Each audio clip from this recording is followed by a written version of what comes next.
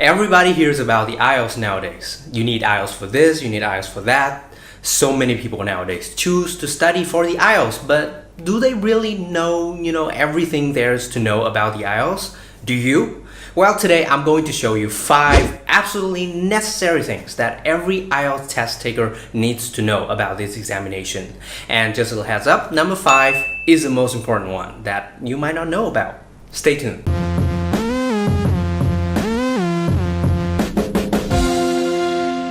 Number 1, be really sure about your purpose to take the IELTS. I feel like nowadays many young people just follow the herd and study for the IELTS without really knowing about the real purpose to do so. So if you're considering whether to take the IELTS test or not, you need to know this. The IELTS is like, a test to measure your English language ability, of how well you can use the language. That is why it is an absolute necessity for people who want to study abroad, because you need to know the language well so you can study or live in another country, right? In fact, nowadays the IELTS is widely accepted by all universities and colleges in the UK, Australia and New Zealand, as well as a whole lot of institutions in the US. But that doesn't mean the IELTS is useless domestically in Vietnam. That is not true. In fact, nowadays many companies and organizations are requiring their candidates to have like an IELTS certificate band 5 and above, I guess. Or many universities and colleges in Vietnam are now requiring their senior students to have an IELTS band like 6 and above in order to graduate. So basically, before you take the IELTS test, consider your purpose really carefully. Number 2, the IELTS is not about fancy, formal words. So now you already know about the purpose to study for the IELTS, you start preparing for it, but you hear people say it all the time. In order to pass the IELTS, you need to use big words, fancy words, academic words. That is not true. I achieved band 8.5 in the IELTS, and honestly, I don't know a lot of academic and formal words. In fact, in order to get like band 6 or 6.5 in the IELTS exam, you don't really need the words like, nebulous or predicament or deem. Those are unnecessarily complex expressions. You also don't really need idiomatic expressions, really. So don't put a lot of pressure on yourself. Don't be so hard on yourself in order to learn those complex, sophisticated words. Just focus on coherence, grammar, and try to make your writing or speaking clear and on point. Alright? Number 3, stick to official materials and don't trust everything you see on the internet. So now you are preparing for the IELTS test and there are too many websites on the internet telling you what to do and how to prepare for the IELTS exam. What should you do? Which sources should you trust? My advice is you should not trust all of them, because many of those websites are just really nonsense, and also those Facebook posts. I really hate them. Personally, I myself just stick to official materials from Cambridge, like the official guide for the IELTS or Cambridge IELTS from 1 to 13, stuff like that. About the websites, there are 2 websites, actually 2 super awesome blogs that I completely trust, because those blogs are founded by legit IELTS examiners.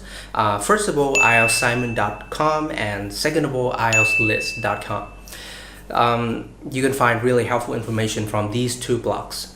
Another website that I highly recommend, I repeat, highly recommend, is IELTSasia.org/VN. This website is provided by British Council Vietnam, in which you can find countless free materials for the IELTS, like videos, practice tests, and so on. These materials are official materials, so you can trust them completely. You should check them out. Number 4, what should you do near and on the test dates? So the IELTS test is just 1 week away, so what should you do? I highly recommend that you should put a halt to all the studying, just do something you like to blow off some steam and alleviate stress. Don't read anything on Facebook, IELTS related, because it might freak you out unnecessarily. You might do a little bit revision, but don't study too hard. And on the test date, show up early, do as instructed by the examiners, and don't drink too much water. I made that mistake the last time I took the IELTS test at British Council. And number 5, how to improve your IELTS speaking. how to know the strengths and the weaknesses of your speaking skills, especially if you're self-studying at home. Well, here is the solution. I present to you IELTS Speak Up, a really awesome program provided exclusively by the British Council Vietnam. Basically, you just need to record yourself answering one IELTS Speaking Part 2 question and then send your audio to the British Council to have it analyzed by real professionals from British Council. And then you can receive feedback and comments and suggestions on how to improve your IELTS speaking skills to achieve your target score. Excited? I bet you are. Here are 4 super simple steps to join this program. Step 1. Register to take the IELTS test with the British Council between 17 August and 11 October 2018. Step 2. After you've registered, you will receive an email invitation from the British Council, an access code, and an IELTS speaking question if you're one of the first 50 registrants of the day.